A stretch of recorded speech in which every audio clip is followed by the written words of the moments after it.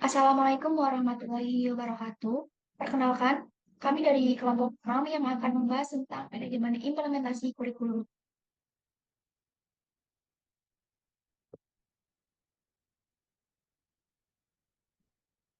Yang beranggotakan kelompok, Naila Nafisa Iman dengan NIM 2308291, lalu saya sendiri, Nazwa Siti Aksa dengan NIM 2310911.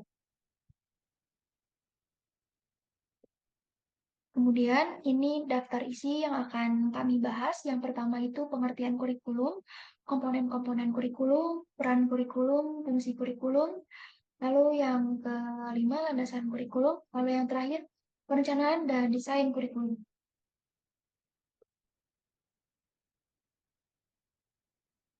Baik, di sini saya akan menjelaskan mengenai pengertian kurikulum.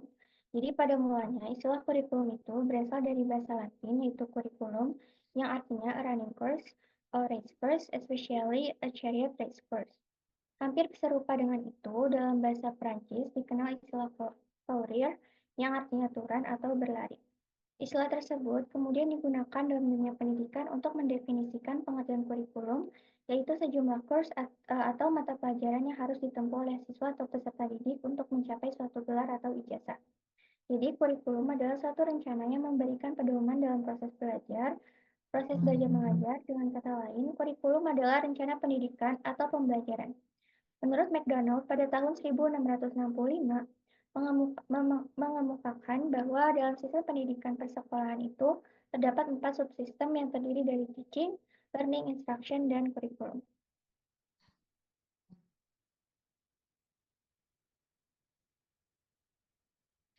Selanjutnya, saya akan membahas tentang komponen-komponen dari kurikulumnya itu sendiri.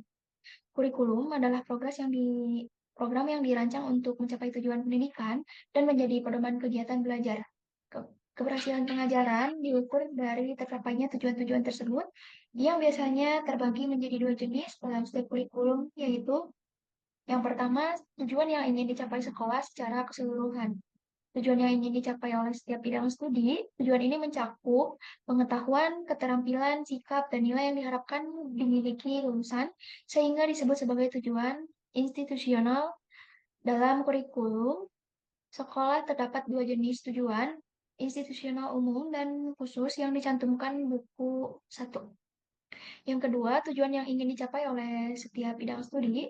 Tujuan ini adalah penjabaran tujuan institusional di atas yang meliputi tujuan kurikulum dan instruksional yang terdapat setiap GBPP atau biasa disebut dengan garis-garis besar program pengajaran setiap bidang studi, baik tujuan kurikulum maupun instruksional. Ini pun mencakup aspek-aspek pengetahuan, keterampilan, sikap, dan nilai-nilai yang diharapkan atau dimiliki anak setelah mempelajari tiap bidang studi dan pokok pembahasan dalam proses pengajaran.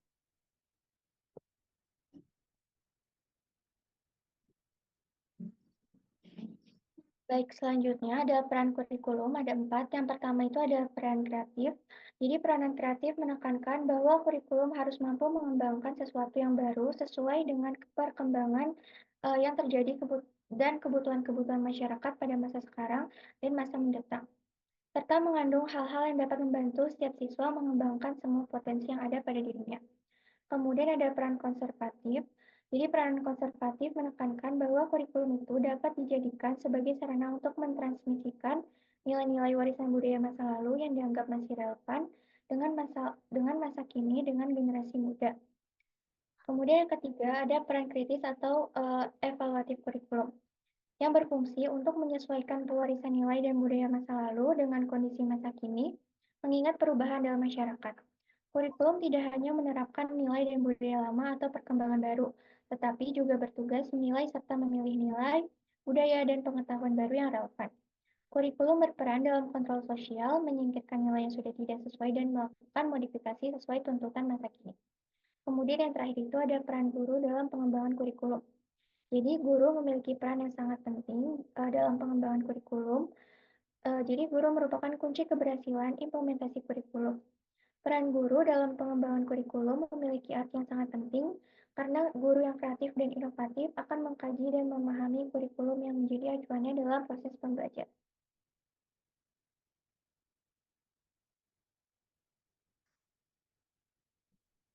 Selanjutnya, fungsi kurikulum. Fungsi kurikulum sangat luas karena kurikulum dapat berfungsi bagi guru, kepala sekolah, pengawas, masyarakat, bahkan orang tua siswa. Kurikulum bagi guru berfungsi sebagai pedoman dalam melaksanakan proses belajar mengajar. Sedangkan bagi kepala sekolah dan pengawas, kurikulum itu berfungsi sebagai pedoman dalam melaksanakan supervisi atau pengawasan. Sementara bagi orang tua, kurikulum itu berfungsi sebagai pedoman dalam membimbing anaknya belajar di rumah. Dan bagi masyarakat, kurikulum itu berfungsi sebagai pedoman untuk memberikan bantuan bagi terselenggaranya proses pendidikan di sekolah.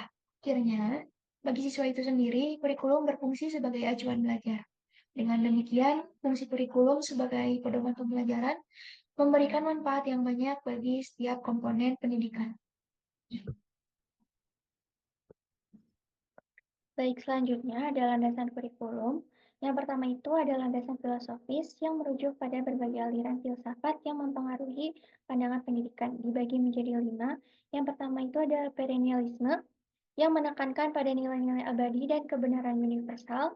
Kemudian ada esensialisme yang fokus pada pembekalan ilmu pengetahuan dan keterampilan dasar. Kemudian ada eksistensialisme yang mendorong individu memahami makna hidupnya. Kemudian ada progresivisme yang berpusat pada peserta didik dan pengalaman belajar aktif. Kemudian ada rekonstruksivisme yang memfokuskan pada pemecahan masalah dan pembangunan masa depan. Kemudian yang kedua itu ada landasan psikologis yang melibatkan psikologi perkembangan dan belajar yang memengaruhi perilaku serta tugas-tugas perkembangan peserta didik. Kemudian yang ketiga ada landasan sosial budaya yang mengadaptasi pendidikan dengan kebutuhan masyarakat, menyiapkan peserta didik agar dapat berperan dalam lingkungan sosialnya. Kemudian yang terakhir itu adalah landasan ilmu pengetahuan dan teknologi, yang dimana pendidikan harus mengikuti perkembangan ilmu pengetahuan dan teknologi agar relevan dengan kebutuhan masa kini.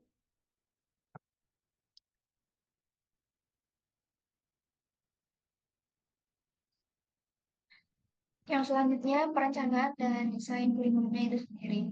Yang pertama itu ada perencanaan kurikulum jangka panjang. Merupakan kurikulum nasional yang mencakup standar topik dan kompetensi yang harus dipelajari siswa di setiap mata pelajaran. Lalu yang kedua itu ada perencanaan kurikulum jangka menengah, yaitu silabus yang disusun tiap semester, berisi program belajar dan materi yang akan diajarkan di setiap kelas.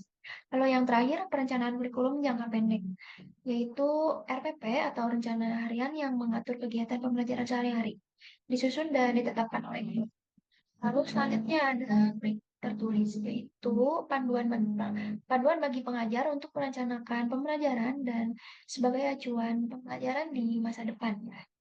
Langkah-langkahnya itu yang pertama ada merumuskan tujuan, yaitu menentukan tujuan umum kurikulum sesuai kemampuan dan hasil belajar yang diharapkan. Lalu yang kedua itu perumusan materi, yaitu mengorganisir materi berdasarkan perkembangan anak, relevansi, dan urutan logis.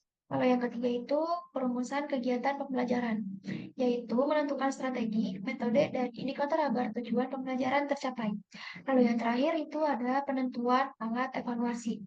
Nah, ini tuh memilih alat evaluasi yang sesuai untuk menilai hasil pembelajaran sesuai tujuan. Jadi kesimpulannya, manajemen implementasi kurikulum itu mencakup proses perencanaan, pengorganisasian, pelaksanaan, dan evaluasi kurikulum guna memastikan keberhasilannya dalam mencapai tujuan pendidikan. Implementasi yang efektif menuntut kolaborasi antara berbagai pihak, termasuk pendidik, siswa, dan pihak sekolah, serta penyesuaian dengan kebutuhan dan konteks peserta didik. Evaluasi berkala diperlukan untuk mengidentifikasi kelemahan dan perbaikan agar kurikulum tetap relevan dan mampu memenuhi tuntutan zaman. Cukup sekian dari kami. Mohon maaf apabila ada kesalahan. Wassalamualaikum warahmatullahi wabarakatuh.